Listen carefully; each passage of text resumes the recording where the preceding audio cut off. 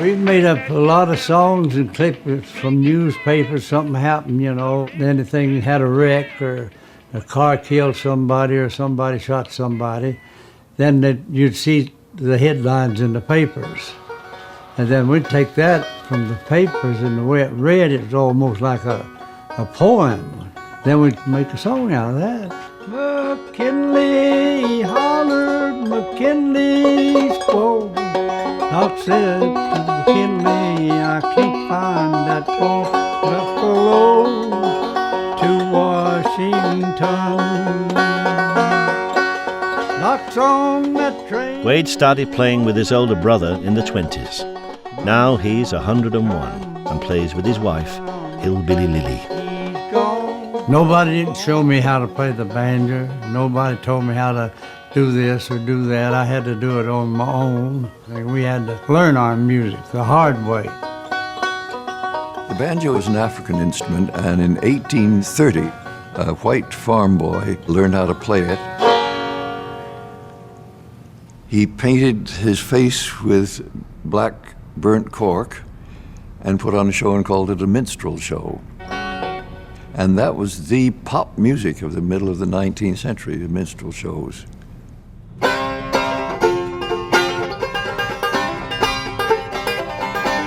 Another banjo star, Uncle Dave Macon, was over 50 when he started recording in the 20s.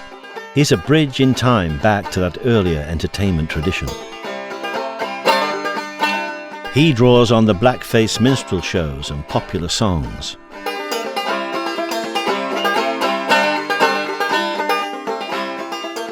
My great-grandfather played a style that he had learned as a teenager from the vaudeville shows that would come through at the hotel that his parents owned in Nashville. And so he was learning a 19th century banjo style. This is the old style of banjo that Uncle Dave played. There's no back. He liked that because it was a lighter weight instrument and he could twirl it. This is my grandfather in action. There's always dancing or kicking or stomping. Oh, coming up high. Oh, buddy, won't you roll down the line? Buddy, won't you roll down the line? Yonna come, my darling, coming down the line. Buddy, won't you roll down the line? Buddy, won't you roll down the line? Yonna come, my darling, coming down the line. These were sold at their shows as they traveled around. In the early days, they did a lot of tent shows. They'd have somebody by the door, selling the books for like 25 cents. There's lots of songs in here that he wrote himself. Every Monday morning, they've got 'em out on time. March them down to Lone Rock, said to look into that mine. March you down to Lone Rock, said to look into that hole. Well, last word the captain say you'd better get your coal. Oh, buddy, won't you roll down the line? This is a poster they put up would tell that he was coming to town. Uncle Dave handled the banjo like a monkey handles a peanut. That's a good description. Yonna come, my darling, coming down the line. For about 20 years, he ran a freight service. Wagons are pulled by mules. And then trucks started coming in about 1920 or 21, and he said, I'm not going to go for trucks. I'm going to start making my living with my fingers. Yeah, this is Uncle Dave Macon.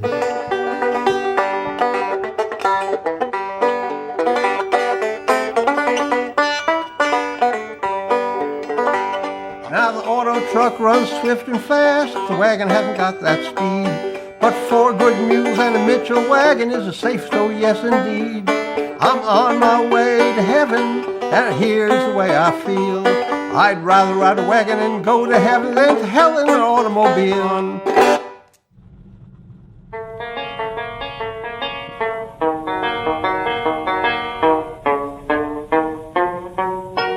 Come, you ladies and gentlemen, listen to the song. Sang it to you right, but you might think it's wrong. May make you mad, but I mean no harm. It's just about to run his own Penny's farm. It's the hard times in the country out on Penny's farm.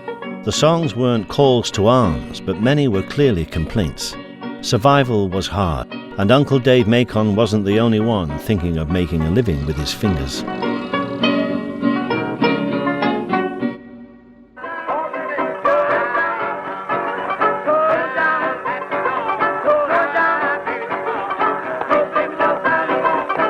Black musicians were queuing up to be recorded too. The races were segregated, but the music wasn't. There was a common stock of songs, styles, and instruments. Commercial companies said, how are we going to market this stuff? There's black people and there's white people. We'll have a country catalog, we'll call it Hillbilly, and then we'll have a race catalog. The interchange between black musicians and white musicians was continual. But they set up this fork in the road.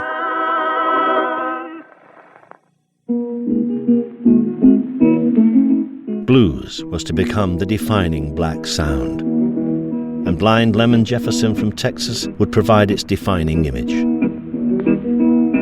a long way, got no end. It's a long lane that's got no end. It's a long lane, ain't got no end. There's a bad wind that never takes. Nobody had heard anything quite like this before.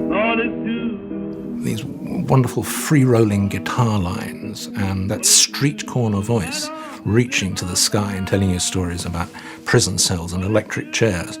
All over the South, other blues musicians tried to imitate him. He just stamps black male blues singing for a generation. Getting tired of sleeping in his soul, I lost my time.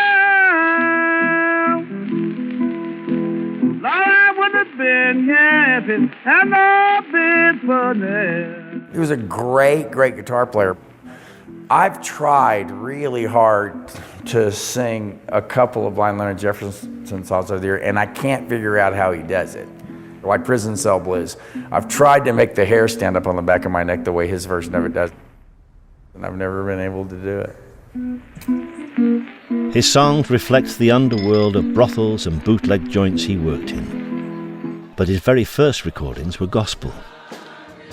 His descendants are now preachers and church musicians.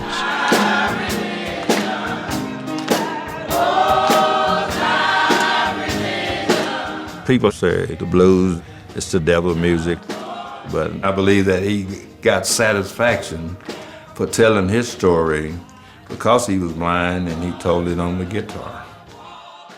He spoke his soul through his guitar, how he felt about life. Just the day before Christmas, Mama wants to hear me more. I said that's the day before Christmas. The fact that he plays what they call the devil's music doesn't bother me because it depends on where your heart is, and a lot of people who are good people who love the Lord will play secular music. Just depends on where they are at that time.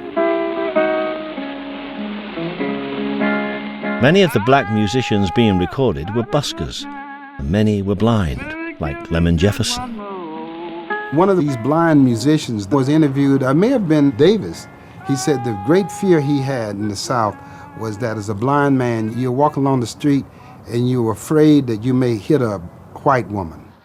Imagine the kind of world you're living in where you cannot avoid a lynching because you might walk into a white person and you're blind. I love my whiskey, but some people like to eat. He told a true story of what life was about during his time. I love my whiskey, but some people like to eat. Mosquitoes bother me so, I can hardly see on my feet. As I'm a musician, I listen to a lot of his changes, the chords that he has, a lot of the improvisation that he does, really wonderful. Thank you, God. Even though he was blind and from a little small town called Wortham, Texas, but now he's all over the world. You know, people know Blind Lemon now. Thank you very much. Here he is, the living legend, This man saw blind Lemon Jefferson play.